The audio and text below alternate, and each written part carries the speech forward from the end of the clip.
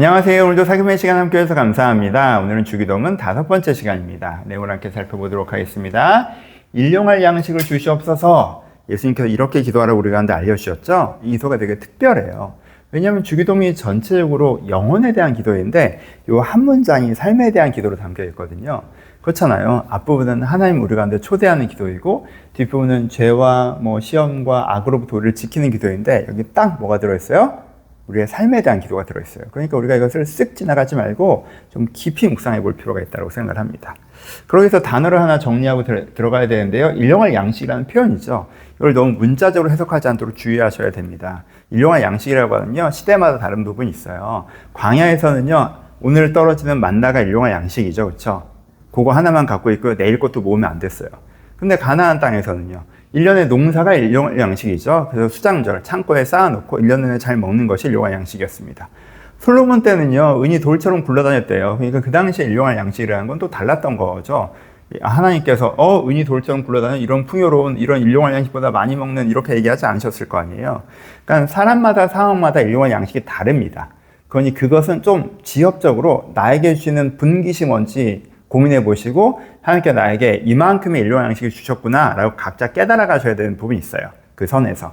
이거는 또 다르게 다뤄봐야 되는 부분이고요. 하지만 일단 이제 문자적으로 일용할 양식이 청빈으로 해석되지 않도록 주의하라 라는 분을 기억하시면서 본문으로 들어가도록 하겠습니다. 그럼 일용할 양식을 주시옵소서라는 기도는 어떤 의미를 담고 있나요?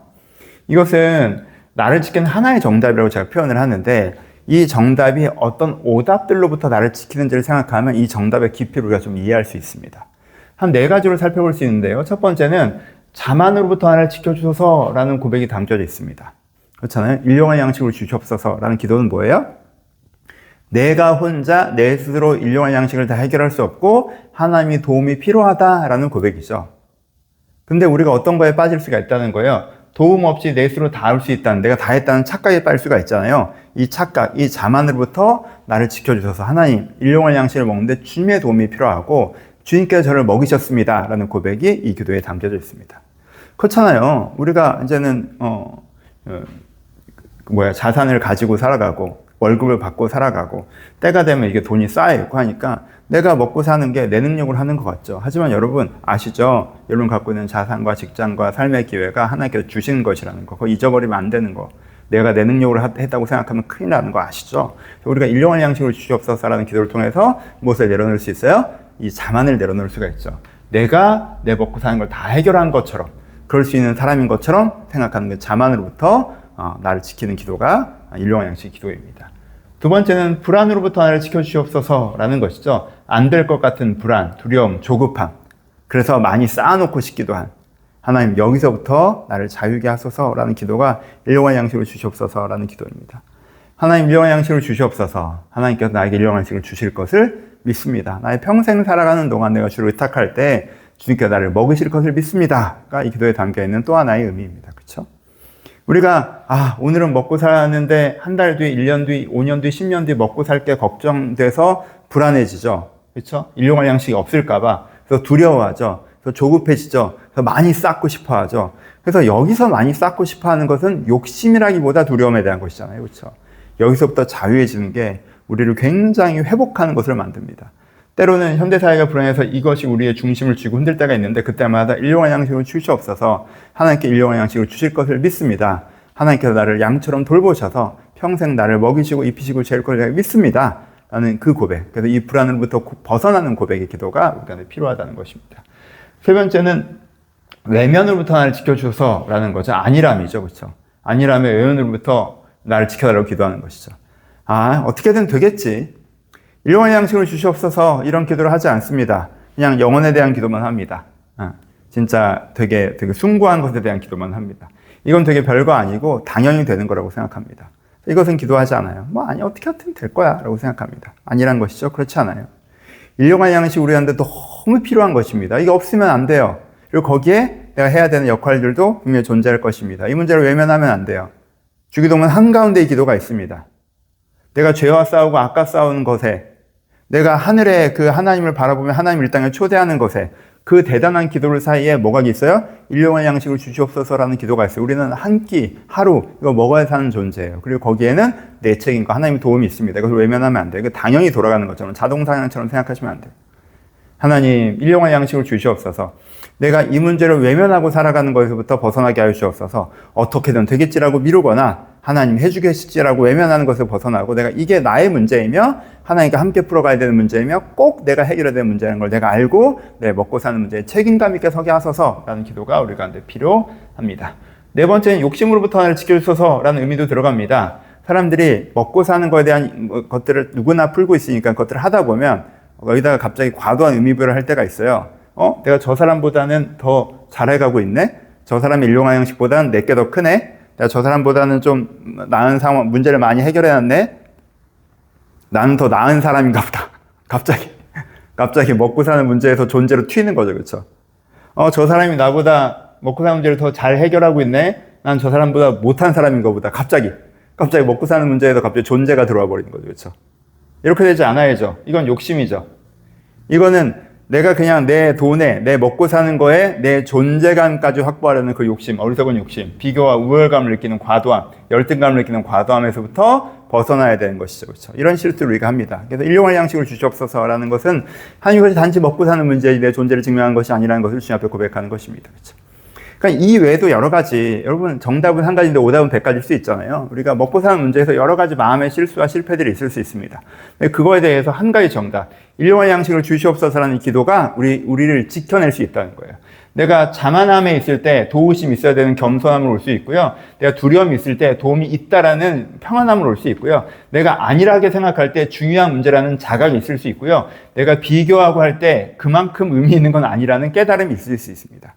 일용할 양식을 주시옵소서라고 하는 게 먹고 사는 문제에서, 삶에서, 경제 문제에서 내 중심을 지키는 기도가 될 수 있기 때문에 여러분들이 이것들을 천천히 반복하시되, 주기도문 할 때 혹은 여러분의 삶에서 이것을 천천히 반복하시되 그 속에서 여러분들이 지금 범하고 있는 내적인 실수가 있다면 그 흐름으로 연결해서 하나님, 내가 다 아는 것처럼 자만하고 있었습니다. 자만에서 벗어나게 하소서.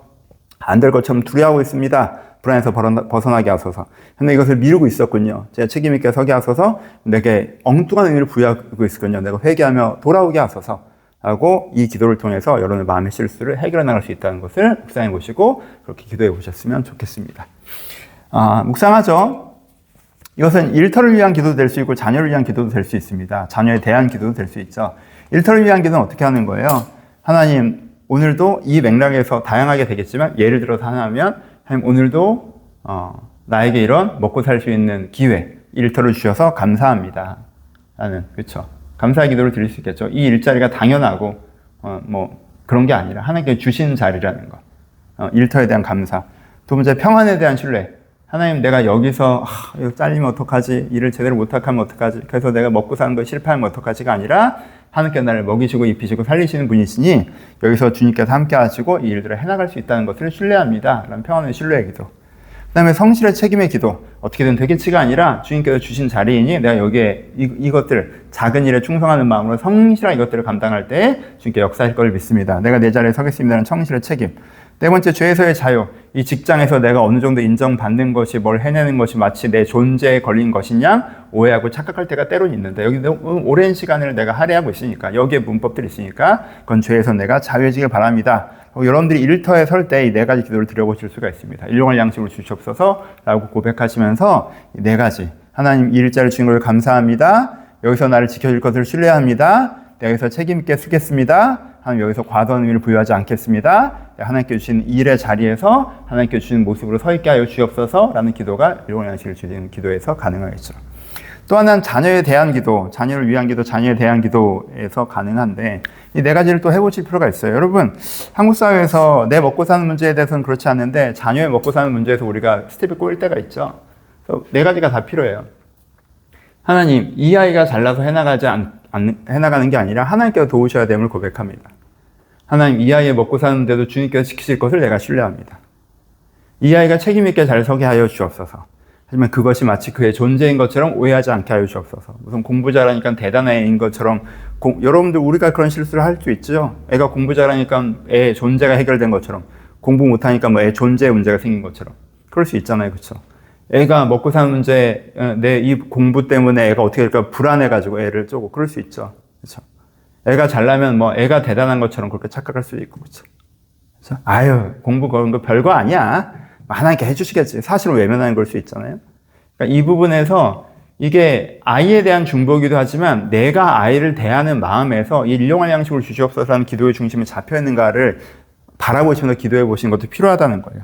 그게 잘 잡혀 있는 상태에서 아이에게 무슨 말을 해도 하셔야 됩니다. 그렇죠? 그렇지 않으면 여러분들이 되게 애한테 해로운 말을 하겠죠. 그러니까 그 기도도 여러분들 자녀에 대한 내 마음을 지켜가는, 요즘 아이들의 먹고 사는 문제 때문에 뭔가 건드려져서 여러분들이 응답 없이 대하실 때 그것으로 실수하실 때가 있으니까 이 부분도 여러분들이 꼭 기도해 보시면서 중심을 잡고 또 이 먹고 사는 문제를 또 중보하고, 그러면서 또 영적인 문제를 해서 중보하고, 그리고 그 마음으로 아이를 대하고, 이렇게 자녀를 위한 기도의 한 부분으로 받아들이시는 것도 좋을 것 같습니다.